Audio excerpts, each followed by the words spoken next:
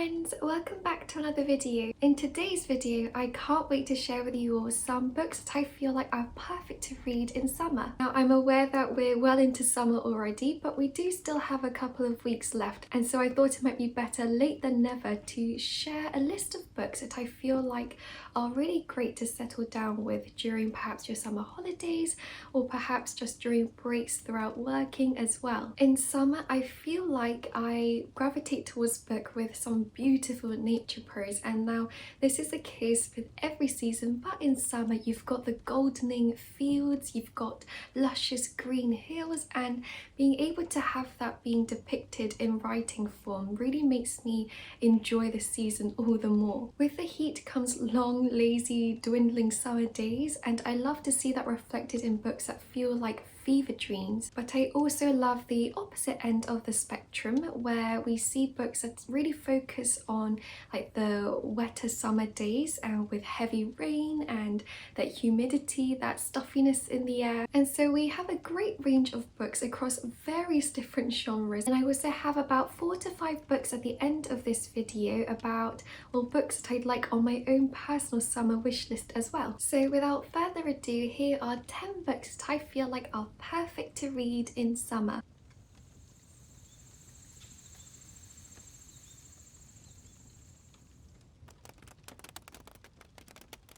To start off with, I have some classics I want to recommend to you all, and the very first book is One Afternoon by Sian James. This is book number 147 out of the books that Persephone Books have released so far. It follows a woman called Anna, and Anna is a widow, but she does have children, and one day she bumps into a former acquaintance called Charlie. Now, on the outskirts it might appear like a generic love story, but it's far more than that. In fact, I would go as far to say it's not really a love story at all. It really focuses more on Anna's personal journey and her growth and the ways in which she identifies as a mother, as a lover, as a daughter. So there isn't much plot involved. If you're looking for a plot heavy book this summer, maybe don't go with this one. It's more a book where you want to spend time with a character and just see the mundane things that they go through. This book is also very culturally significant as it depicts the changing landscapes both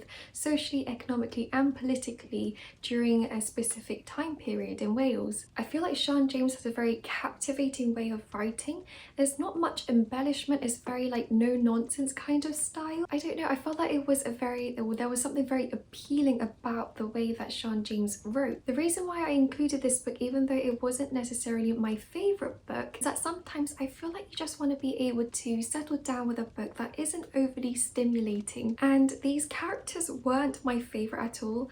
I don't think there are particularly any likeable characters in this actually. They're very flawed, and yet I feel like that's the charm of this book. It's very quiet, it's very subtle, and the book also recounts Anna's experience from May through to another May, and so it is lovely to pick up during summer, I think. Now, this next classic is The Darling Buds of May by H.E. Bates. This book is a modern classic and it's just so perfect to pick up in summer. So we follow a young man called Cedric Charlton who comes from London, and he is a tax inspector. As part of his duties, he travels to Kent, where he goes to visit a family called the Larkins. Pop Larkins, the father of the family, patiently explains to him that they have a very different way of living in Kent, and so soon Cedric himself becomes distracted by the family and the way the family live and the family's philosophy, and it's just a very comedic book all about the humorous ways of country charm and country manners. It takes place all throughout the summer in England, and so you can expect lots of beautiful descriptions of strawberry fields and going strawberry picking. And the opening chapter of this book actually begins with the family going down this very bumpy country road with ice creams in their hands that are melting everywhere and apple orchards all around them. There's even a bit of romance in here between Cedric himself and one of the daughters daughters of the family. So it's a very funny book as the family continues to distract him with strawberries and cream and alcohol. Now, if you're thinking of an Anne of Green Gables kind of beautiful prose and romantic descriptions of nature, this book isn't that, although the nature description is particularly wonderful here. This book is definitely on the more comedic side of things and focuses on the carefree ways of the family, and so I do think that you should keep this in mind, but it's very short. It's perfect to read on a very hot summer's day, I think. However, if you are a fan of Anne of Green Gables and you want to pick up something like it, then I would really recommend Kilmeny of the Orchard by Ellen Montgomery as well. Not entirely sure if that's how you say her name. The audiobook narrator that I listened to said Kilmeny, but my instinct is to say Kilmeny, so tell me if you guys know how to say the name correctly. But this book is about a man called Eric Marshall who has just recently graduated from college, and he receives an offer from a friend to go and teach at Prince Edward Island. Now, Eric is very handsome and very wealthy and has done very well so far in life, and so he's a very eligible bachelor. It makes him very attractable to all the ladies, and yet Eric himself doesn't really care about romance and he hasn't given it much thought. On the other side, we follow a girl called Kilmeny who is really beautiful and sweet and kind, but because she can't speak, there is a lot of prejudice against her from the surrounding neighbours. So because of her disability, Kilmeny prefers to spend her days helping out her aunt and uncle at their farm, and also she likes to play her violin in a very secluded spot that's her favourite spot in the middle of the orchards. One day, as she's playing her violin, Eric stumbles into her hidden orchard, and so you see how their friendship and relationship blossoms throughout the summer days. As you might expect from an Ellen Montgomery novel, the nature descriptions in this book are just out of this world, and all the flowers, the scent of the orchards is just so incredible. And I think because I've spent quite a lot of time in her other novels as well, there's just such a sense of familiarity that blankets me whenever I pick up one of her books, and it's just so comforting to spend time in her writing style and the world that she creates. That being said, I want to point out that Kilmeny of the Orchard isn't one of my favourite books from Ellen Montgomery, and there are actually a lot of things that I struggled with whilst reading this book because it really is a product of its time. You can see a lot of the way that people thought then really influenced the way that Ellen Montgomery wrote herself, especially in the ways that there was so much prejudice against other races, against other people with disabilities. And as I was on Goodreads, I actually came across a review by a person called Claire Richardson, and I really resonated with their review, so I just want to read it out to you. They write, "As an adult, I realise all its faults and I don't recognise it as one of Montgomery's best. But that's part of why I like it. It feels like a story that an author wants to write simply to please herself. A pretty little thing like a soap bubble.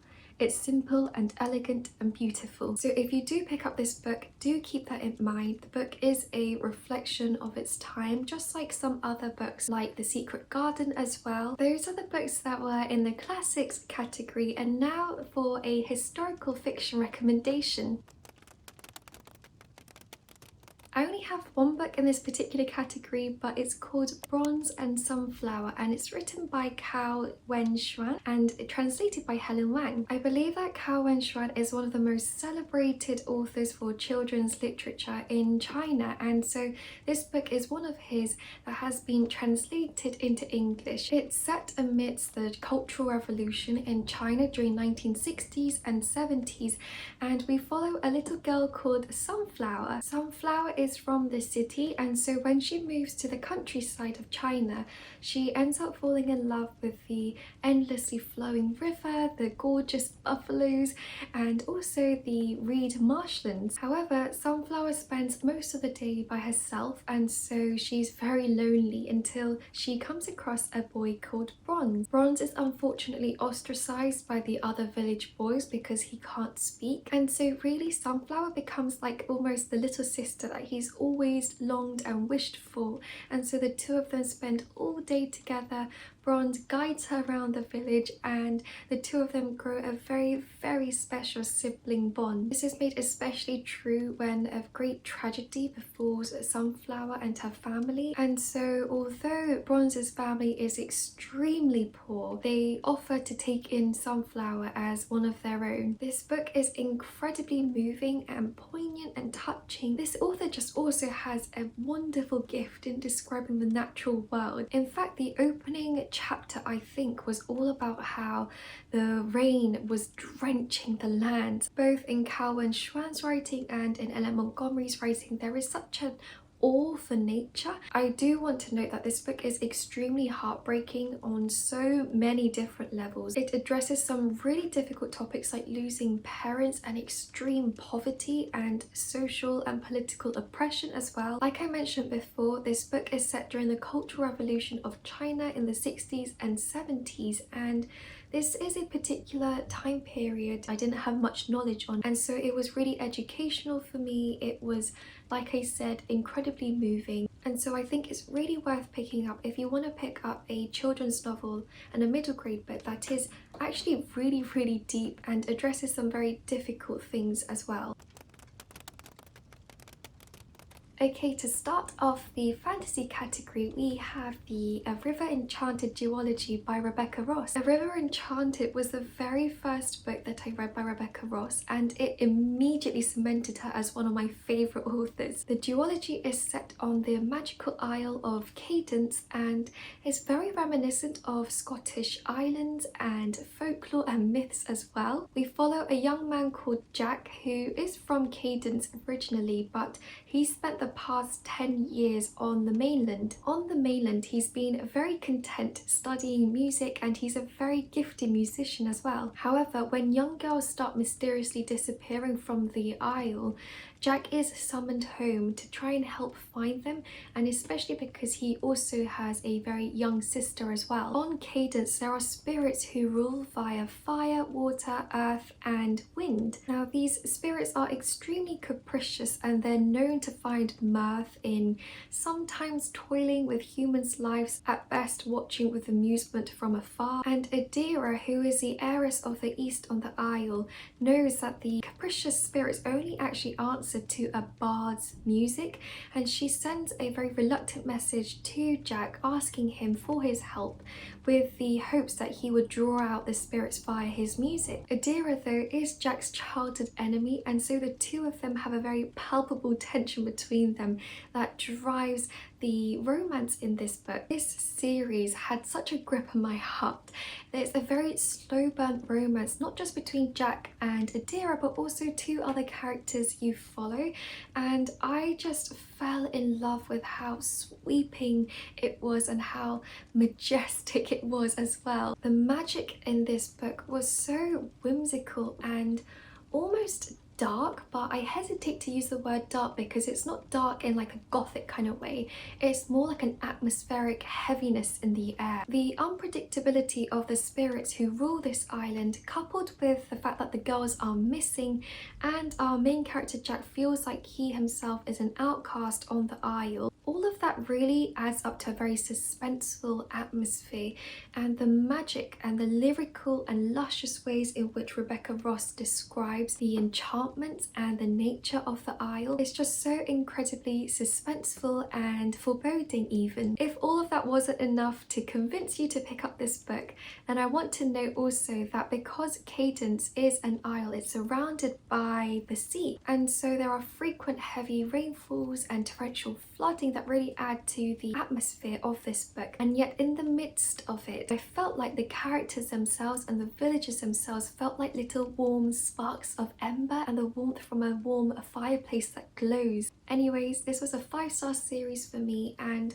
I hope that you enjoy it as well. The next book I want to share with you all is a high fantasy standalone novel by Brandon Sanderson, and it's called Yumi and the Nightmare Painter. I do think I'm in the minority though, because I didn't give this book a 5 stars and it wasn't my favourite Brandon Sanderson novel, but I can see how it could be a 5-star read for so many people, and I wanted to share it because I feel like a lot of you would really love it as well. So in this book we follow Yumi and and Painter, who come from two extremely polarizing environments. Yumi's world is filled with spirits, it's extremely hot, and there are gardens and plants everywhere, and meditation plays a very key role in the lifestyle, at least for Yumi herself anyways. On the other hand, we have Painter, and his world is enveloped in darkness, and the only source of light are these two very bright neon lights. His world is dominated by not only technology but also nightmares, and so when the two of their lives collide in a very strange and unexpected way, Painter and Yumi need to navigate how they're going to help each other in their various different worlds. One of the reasons why I felt like this book was really appropriate for summer was because the actual climate of both their different respective worlds. You know, it's so hot that Yumi can't even tread on the floor without burning her feet, and so they all wear like high clogs. If Yumi's world feels like a very hot summer's day, to me, Painter's world felt like a very cold or cool summer evening. There isn't a source of light here, or a source of natural light anyways, and so the world feels and is actually very cold, and so the opposing climates felt like almost like a desert, you know. It was very hot during the day and extremely cold in the evening. I thought what was really cool about it as well was that Yumi's world is inspired by historical Korea, and Painter's world is inspired by modern day Japan, and so you can see what an interesting concept and setting this is. The romance is very lovely and sweet, and I really loved getting to know both Painter and Yumi. Their relationship is actually really funny. Unfortunately, the reason why I didn't give this book a 5 stars was because I think personally the humour didn't quite gel with me, but like I said, I'm probably in the minority because this book has a really high rating. The last book in this category is by Rajni LaRocca, and it's called Midsummer's Mayhem. This book is a middle grade fantasy, and actually it reads a little bit more like a magical realism because the fantastical elements aren't quite as strong. As you can tell from the title, it is inspired by Shakespeare A Midsummer Night's Dream, and that play is one of my favourite Shakespeare play, and so I really enjoyed seeing all the different elements come through. But this book follows a girl called Mimi, and she comes from a big Indian American family where she has 3 older siblings who are all super popular and smart and intelligent, and her parents are also super successful. And so with such an impressive family, Mimi herself often feels very underaccomplished or a little bit invisible even. However, over the summer she discovers that there is a new bakery in town, and this bakery is hosting a competition for young amateur bakers. Mimi herself is a very talented baker, and she loves to create sweet treats for her friends and family. Mimi decides to enter the competition herself, and upon entering she has to find all the different ingredients herself. Now where she lives there is a wood nearby, and she hears a very mysterious song that seems to call out to her one day when she's outside, and it's coming from the woods. So she's drawn into the woods by this mysterious song and ends up encountering a boy called Vic, who introduces her to all sorts of magical and exotic ingredients. Mimi practices at home with these ingredients, and upon eating her sweet treats, her family begin to act very strangely. And so it's all about Mimi as she tries to discover what's going on and why people are beginning to act so strangely around her. This book was super whimsical, and there was a whiff of darkness about it that I actually really enjoyed. I do think though that the best thing about this book for me was its yummy descriptions of food, and on the back there are also some recipes as well. Now for the contemporary category, I have here Honeybees and Distant Thunder by Riku Onda. This is the very first book that I picked up this year, and it made my year start really well actually, because it was a 5 stars for me. In a small coastal town very close to Tokyo, we follow a group of characters who enter a very prestigious piano competition. Over the course of 2 intense weeks, you follow 3 students in particular as they go through some incredibly high high ups and downs. Each of the students are very different from each other and they have very distinct personalities, which means that they approach the competition in different ways, but all of them pour out their hearts and souls in creating the best performances of their lives. The book actually takes place during autumn and winter, I think, but the intensity of the competition itself and the intense emotions that all the characters experience made me feel like it was very summer appropriate. I feel like this book truly champions the world of classical music and concert piano and pianists and musicians all around in general. You could clearly tell the author's appreciation for music and the existential role that music can have in someone's life. The fact that this book, after having finished reading it, propelled me into researching and spending hours listening to concert pianists is a true testament to this author's great writing, I think. I also think that there was such a delicate and beautiful imagination of budding friendships between the three characters that you follow, and it was so sweet to hear about them in the midst of their very physically demanding and mentally demanding competition. The fact that these three characters come together and find friendship and a comradeship in the situation is so heartwarming to read about.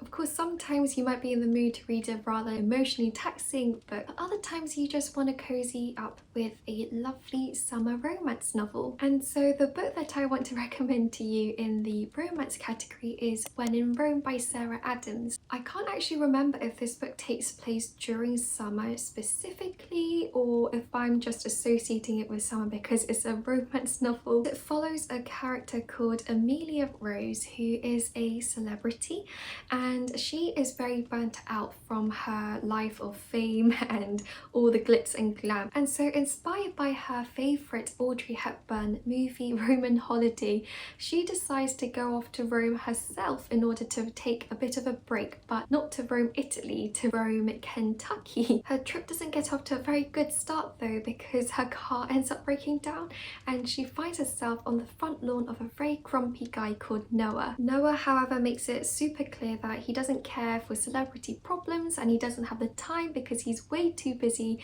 running and managing the pie shop that his grandmother left him. However, as time passes and the two of them spend more time together, as you can imagine, they get closer to each other and they begin to see sides to each other that they initially didn't expect. It had all the small town summer vibe that you might want from a summer romance book, and I loved the heartwarming nature of the pie shop and the way that that was so crucial to Noah's character. I think all of the characters were so endearing and lovable. When in Rome is actually one of my all-time favourite romance novels, and I feel like there was just something, it just was such a feel-good book. I know that the second book in the same sort of world and setting is out now and it's called Practice Makes Perfect, and I think a lot of you actually really recommended that book to me as well, so I really want to be able to pick that up soon. And the final book that I want to recommend is one that I'm in the middle of right now, and it's called All Creatures Great and Small by James Herriot. It is a non-fiction book and it's a memoir of James Herriot recording his experience as a country vet in Yorkshire, England. As you can imagine, this book is extremely scenic, and I think that James Herriot does such a fantastic job of describing the Yorkshire Dales all throughout the different seasons. But I think this book stands out particularly for me to read during spring and summer because the ways in which he describes the Yorkshire Dales coming alive through the fantastic nature writing is just it's just wonderful to read. He comes across some rather eccentric farmers and characters and just people in general throughout his time as a vet in Yorkshire, and so it's very funny to read about. As you'd expect from the memoirs of a vet, there are some very heartbreaking moments so far anyways, as well as of course some very touching and charming scenes as well. So if you're in the mood to pick up a non-fiction piece of writing, I do recommend this one, and I think it's also great because you can then enjoy the TV adaptation of it as well. Now I have a couple of books that are on my personal wish list that I wanted to share with you all because I think you guys would really like the sounds of it as well. So the first one is called The Teller of Small Fortunes by Julie Leong. I believe it's the author's debut novel and it's a cozy fantasy and cozy mystery, and I'm so excited by the sounds of this book. The book follows a woman called Tao, and Tao is an immigrant fortune teller, which means that she travels from village to village telling fortunes, but the thing is that she only tells small fortunes because she has experience in telling larger ones and they've led to some pretty big consequences. And so she's only comfortable in telling small fortunes such as what the weather will be like next week or when the cow will calve. So even though her lifestyle means that she's actually really lonely, she feels like it's better this way. That's until she ends up being recruited by a semi-reformed thief and an ex-mercenary to help them in trying to find a lost child. Of course, the trio end up being joined by a baker and also a slightly magical cat. I think there'll be like a found family atmosphere. There's obviously some sweet magic involved as well, and maybe some really beautiful descriptions of friendship, perhaps even some romance. I loved both the covers for the UK and the US editions of the book, and it just sounds like my perfect cup of tea. I believe that the book's coming out in November, so there are still a couple of months and perhaps it's a great one to settle down with in autumn, but I wanted it to be on your radars as well, just in case you want to put it on your wish list. Next up is another debut novel, and it's by Sylvie Catherall, and it's called A Letter to the Luminous Deep. According to the blurb, it says that the book is a whimsical epistolary fantasy set in a mystical underwater world with mystery and heartwarming romance. That literally sounds like my perfect book as well. Firstly, I love the fact that it's an underwater magical setting, and of course I love letter writing in books so much. It might actually be like one of my favorite narrative formats. So the fact that there is letter writing between our two main characters just it's going to be so delightful. In this novel, we follow a character who goes by the name E, and she's very reclusive until one day she discovers a beautiful thing or something beautiful outside her window, and it prompts her to write to a very renowned scholar. So as the two begin to correspond with each other, they share a mutual passion for their interests, and that inevitably leads to perhaps something more as well. Rather tragically though, a sea quake destroys E's home, and so both E and the scholar disappear. A year later, E's sister and the scholar's brother work together to solve the mystery behind the disappearance through the letters and sketches and field notes that their siblings have left behind. The thing that I'm most looking forward to though is the underwater fantasy setting.